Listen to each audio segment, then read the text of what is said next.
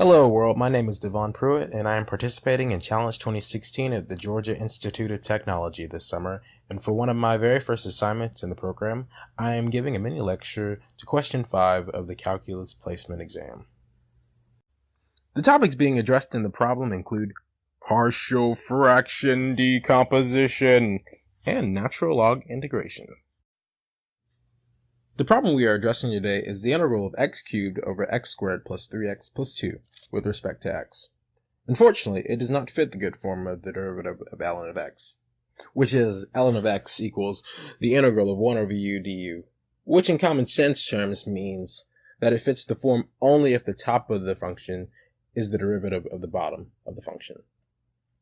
X cubed could not possibly be the derivative of x squared plus 3x plus 2.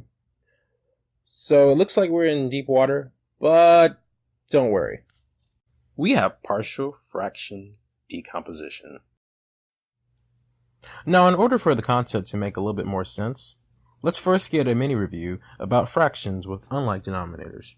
We will use 1/4 plus 1/3 in this example.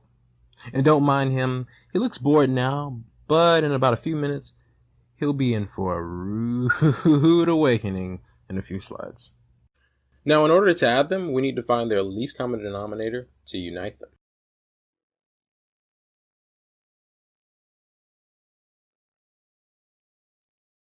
That now simplifies to 3/12 plus 4/12. So now we get 3/12 plus 4/12 equaling a composite 7/12. So guess what?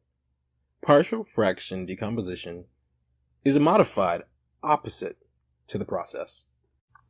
Without doing any form of calculus whatsoever, we first need to break down x cubed over x squared plus 3x plus 2 in order to compose the fraction into its subsequent two parts. Now I know what you're thinking. How are we going to do this without breaking any sort of math rule whatsoever? Well, young grasshopper, we need to first factor the bottom, which is set up so cleanly if I might add, equals x plus 1 times x plus 2. Seeing the bottom legally separated into two parts, we can fill in the conjecture. But wait, we still don't know about the numerators, but that's okay. I got you for now. Let's just name them A and B. We can now use the same similar trick to find the least common denominator that we used in the review to eliminate the problem with different denominators. I know, right? Mind blown. Now let's clean this conglomerated mess up. Now we can manipulate our x variable in order to solve for a and b by setting x to be -1, so that b will cancel out being multiplied by 0, leaving only a as a variable. Now we can solve for a to be -1. And now we can do the same thing with b and find that it is 8.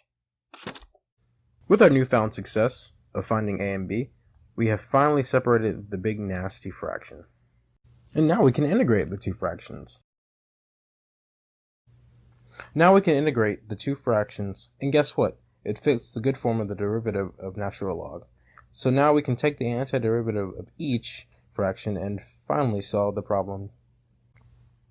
With that, we get the answer to question 5 to be negative natural log of x plus 1 plus 8 times the natural log of x plus 2 plus a constant c. Note that we do have a constant c because the integrals we took were indefinite and that the c is an arbitrary constant to compensate for integration. Well, that's all for now. Thanks for watching.